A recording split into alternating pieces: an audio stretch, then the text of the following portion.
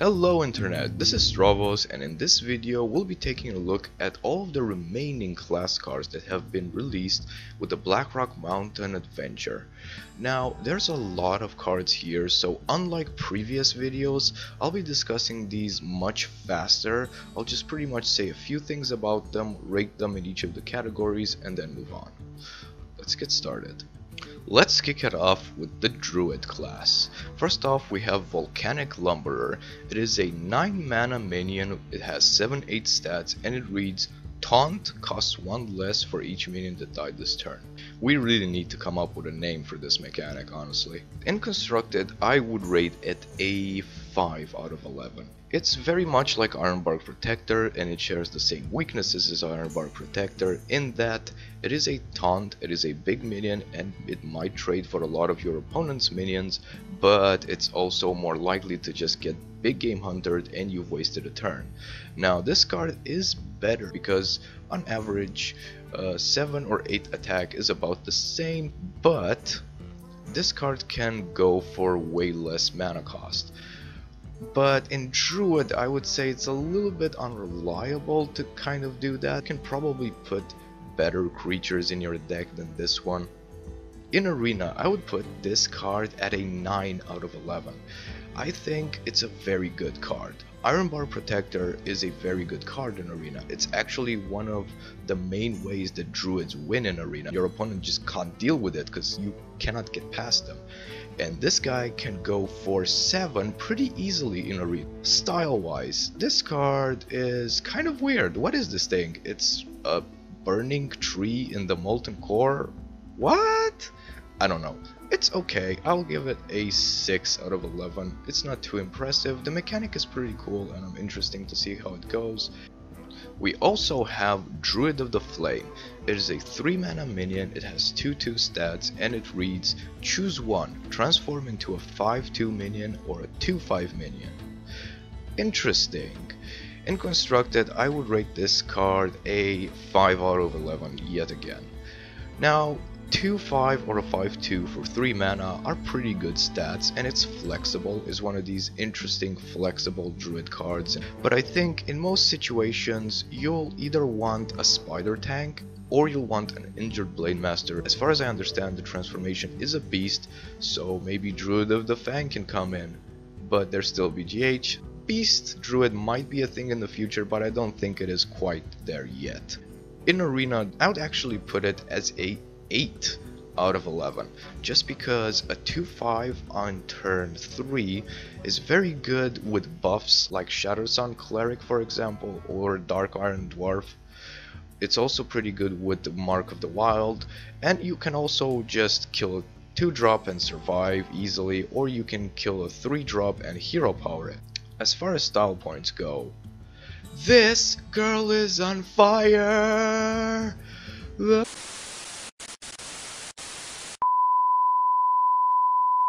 It's pretty cool. I like the art style and everything. I'll give it a 8 out of 11. I actually really enjoy this mechanic the Druid has, the flexibility of these cards. Even though oftentimes one is pretty much clearly better than the other, it's an interesting thing to have. Next up we have Warrior. Axe Flinger is a card that I've discussed before. I wasn't too impressed with it then. Right now I think I might be a little bit more willing to give this guy some credit. It might work, but I still find it kind of hard to see. But Warriors will also have Revenge. It's a 2 mana spell and it reads deal 1 damage to all minions. If you have 12 or less health, deal 3 damage instead. This card seems complete garbage to me. 1 out of 11 in Constructed. I just don't see what this thing is doing here. It deals 1 damage to all minions. Right, we have Whirlwind for that. If you're at 12 or less health, you can deal 3. I guess that can be pretty handy in some situations, like if you're playing against a Paladin and you have Muster Quartermaster that you have to deal with, and Warriors can't really deal with it too well, and Warriors do lack AoE, but I think this card is horribly unreliable, and if you need a Whirlwind effect, you just have better Whirlwind effects. In Arena, I'll rate this card a little bit better. I would say it's around maybe a 3 out of 11. I'm being very generous here. In Arena sometimes you want a Whirlwind effect and you just can't get one, and this card might help you with that. Also, you might queue up against very aggressive opponents who just pummel your face all the time and you're down to a low amount of health and you have to recover, and this card might help you recover. Style wise, this card gets from me a full-on 0 out of 11. I don't understand what this card is doing in the game. This 12 or less health mechanic seems quite dumb to me. What are you supposed to do? Are you just gonna let your opponent hit you so you can use this one situational card? I liked playing Warrior in World of Warcraft, and Revenge was a pretty awesome skill, and this is what we get in Hearthstone? Yeah, I think you can do better than this, Blizzard. Next up we have Shaman. Lava Shock is a card that we've discussed before. Although, upon thinking about it some more, I think I overrated this card. I really want it to work. I really want some cards that I like in Shaman to get to see more play, and I really want this card to help out. But after some more thought, I'm coming more and more to the conclusion that this card is actually pretty poor. However, one card that I know will work is Fireguard Destroyer. This is a 4 mana minion, it has 3/6 stats, and it reads Battle Cry, gain 1/4 attack, overload 1. This card is just very good. It's very solid.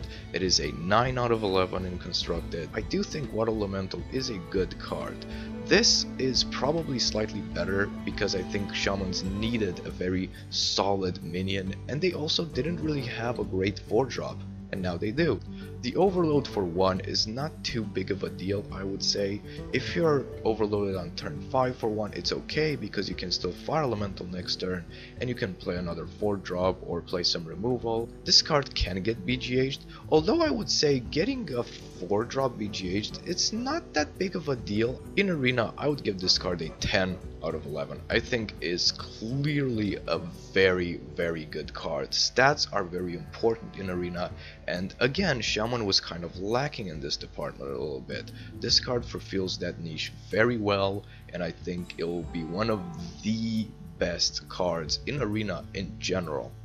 Style wise, I will give this card a 10 out of 11. I've always said that Shamans have a little bit too much RNG and they need just more overall solid cards. Well, I think this card pleases everybody. It's an overall solid card, but it also has RNG, and the overload one keeps it from being too good in my opinion. It's just a pretty balanced, good card, and I love that. What about the Warlock class? Imp Gang Boss is a card that we discussed. I think it'll see play, and I think it'll be a nice one to have. What about Demon Wrath? It's a 3 mana spell that reads deal 2 damage to all non-demon minions. It's just pretty good. I think this card is yet again another card that might bridge the gap between a Warlock that kinda runs some demons here and there and a Warlock that really takes advantage of the demon synergies and everything else. So this card is a 7 out of 11 in constructed. It's a 3 mana consecrate kind of that doesn't deal damage to the face. It can also hurt your own minions, which might be a good thing because it can hurt your eggs, for example. But I don't think it'll make too big of an impact just because Warlocks have a lot of AoE, and running Hellfire might still even be a better option because doing 3 damage is a lot better than doing 2 damage. As far as Arena goes, I will rate it slightly lower. I would say it's a 6 out of 11. Removal in Arena is a very good thing. AoE removal in Arena is even better. However, in Arena you might not have a lot of demons and this thing can kill your own minions, so that's not really that great, is it? Style wise, I'll rate this card an 8 out of 11. The main reason for that is actually the animation on it, and this demon looks really cool to me. The effect itself is not that interesting, but I am curious to see how good demons will be in the future. Hunter. Core Rager is a card that I've discussed before. Long story short, not really impressed. However, Quick Shot. 2 mana spell. It reads deal 3 damage if your hand is empty, draw a card. I'm a little bit more impressed with this one. It's the same mechanic, and as I've argued with Core Rager, This mechanic doesn't work as well as you'd expect, maybe. Even in decks that just play all their stuff, there's always a few situational cards that you can't really just play whenever you want to. But if you compare it to something like Frostbolt or like Dawn Bomb or Wrath, it's a pretty damn good card. It seems like the best effect out of all of these 2 mana deal 3 damage spells. It's, I think, more similar to Wrath than anything else. You can either deal 3 damage or draw a card as Wrath. In this case you can deal 3 damage and draw a card in some situations, but even if you just deal 3 damage and use it as removal, it's a good card. I think it will get played in pretty much all Hunter decks, at least one of. Having 2 of might be a little bit weird. In Arena, I would again say it's a 10 out of 11. The effect itself is a little bit harder maybe to get in Arena, though if you do get it to work in Arena, it's pretty amazing. Oftentimes you would just play whatever you wanted against Hunter because they don't really have a lot of flexible removal options. It's good for Hunters to have another flexible removal. Style wise, I kind of love this card. I will give it a 9 out of 11. I like the way that it looks, I like the sound that it actually makes because I've heard it, and I kind of like the idea where it's going. I don't actually mind Face Hunter. I'm one of those weird people that I don't actually play a lot of Face Hunter. I think it's kind of boring, but I'm fine with it existing. I don't want to just queue up and play half an hour long games all the time. Face Hunter is refreshing sometimes, honestly.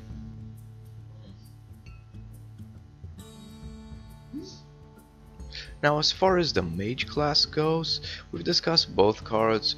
One is terrible, one is pretty good, but let's move on to the really interesting stuff.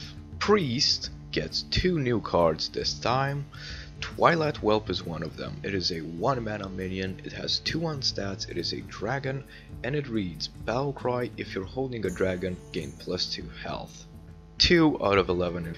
Think about it this way, in order for this to be really good, as in to be a 2/3 on turn 1, you have to have this on turn 1 in your hand, and you also have to have a dragon in your hand.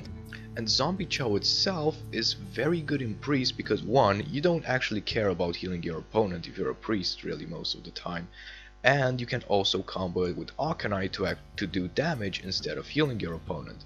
So Zombie Chow is really one of the best Priest cards, and this card might be really bad especially in Priest, because I think if Priest Dragon is going to be a thing, it's gonna have some really solid big minions like Hungry Drake, or maybe it'll have Dragon Kid Sorcerer so it could buff it. Now if you want the dragon synergies, that's also a little bit weird. This is one of the worst cards to do that, because you need to have another dragon in your hand for it to be good, so you don't need to have this dragon in your hand. In Arena, I would also give it a 2 out of 11. It's also a pretty bad card. Most of the time it will just be a 2/1 like the Murloc. As far as style points go, I'd give this card a 4 out of 11.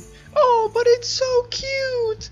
Well, I'm not the type of guy that goes all crazy over cute puppy pictures. Don't get me wrong, I like cute puppies, but if I'm gonna put them in my deck, they better have a cool effect. Next up, we have Resurrect. Oh boy, this is a 2 mana spell that reads, summon a random friendly minion that died this game. How good is this card? I have no idea. You can look at it from 2 sides. Side 1, you can just look at it purely from a math perspective, right? If you get a 1-drop, it's not good. If you get a 2-drop, it's about average. You get a 2-drop for 2.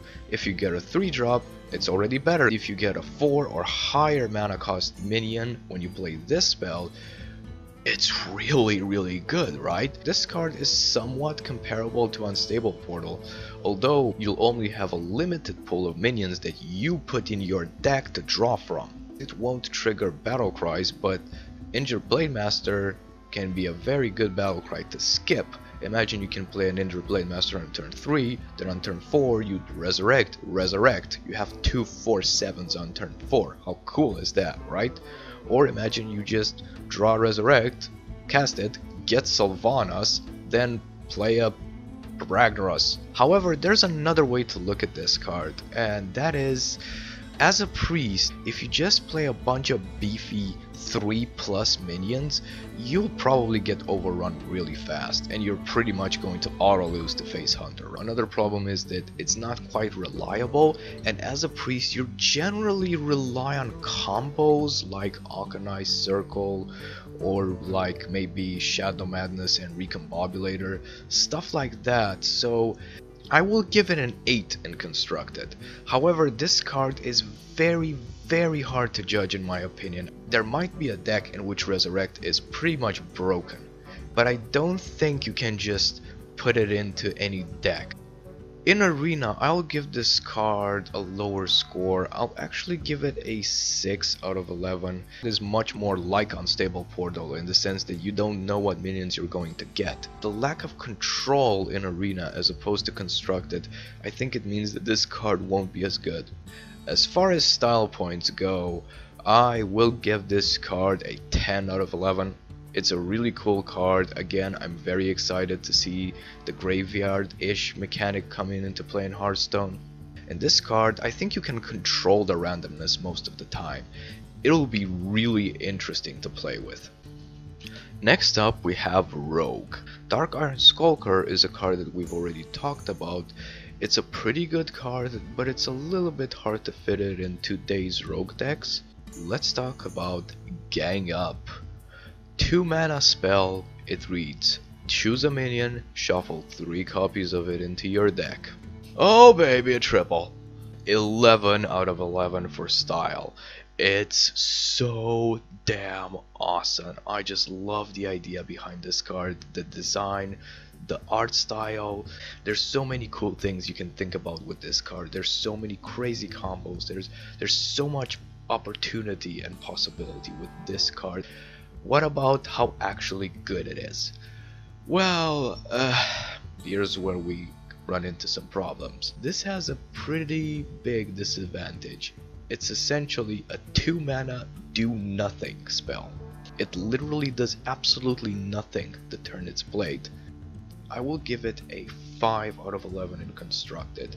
You could think of a few things like a mill rogue or just a fatigue rogue, right? You play Cold Light Oracle, you gang up, then you play more Cold Light Oracles in the future, and you keep drawing cards so you never run out of cards, so you can afford to use a card that essentially does kind of nothing, right? Or you can have 4 Dr. Booms. That sounds pretty cool, right?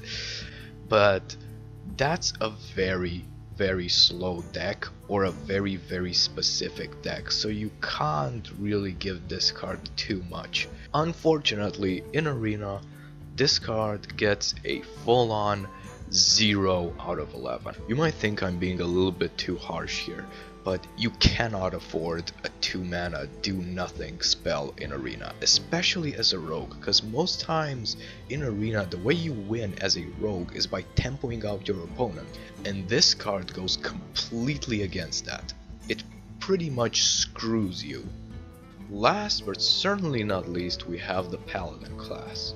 2 new cards here. First off, Solemn Vigil. It is a 5 mana spell that reads, draw 2 cards, cost 1 less for each minion that died this turn. Yeah, we know.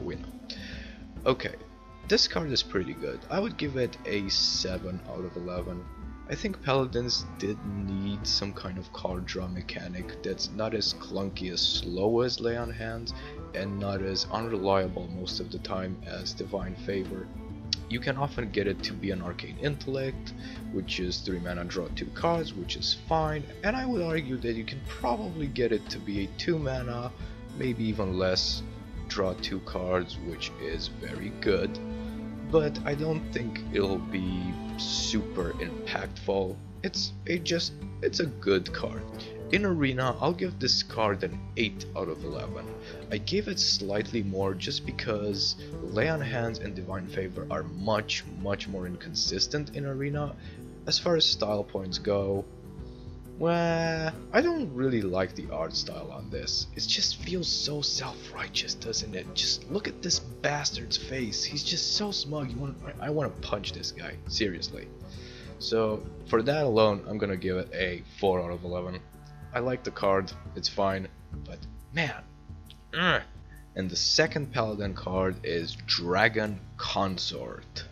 It is a 5 mana minion, it has 5/5 stats, it is a dragon, and it reads, Battlecry, the next dragon you play costs 2 less. 10 out of 11 in constructed. I was very close to giving this card an 11 out of 11. Though I do prefer being a little bit conservative in this case, just because we don't really know how good dragon decks will be. But let's put it this way. This card pretty much makes cards like Nefarian and Onyxia, maybe even Nosdormu, playable. If this card doesn't make those cards playable, nothing will. And if this card doesn't make a dragon deck viable, then nothing will, and probably the whole expansion was kind of crappy. I hope that's not the case. I don't think that is the case, because this card seems really strong. It's basically giving you an innervate as long as you draw a dragon at any point in the future. That's the key. You don't have to be having the dragon in your hand. You don't have to play it that turn. You can literally play a 5/5 for 5, which is good enough on its own. It's like Loatheb, and at any point in the future, as long as you have a dragon in your deck, you can play him for 2 less mana. In Arena, this card is obviously significantly weaker, but it's still a 5 for 5/5, and that's not too bad. And again, if you have any dragon in your deck, as long as you play this card first, that dragon will be at a discount. So even in Arena, I will actually give this card an 8 out of 11. Style wise, I definitely like this 9 out of 11. See, you can have really powerful effects without being random, god damn it. Thank you guys very much for watching. If you enjoyed this, consider liking, subscribing, all that stuff, maybe following on Twitter or Twitch. These have been my thoughts on the Blackrock Mountain class cards. There is one more video left to go, and that is discussing the legendaries of Blackrock Mountain. Hope to see you there. Bye bye.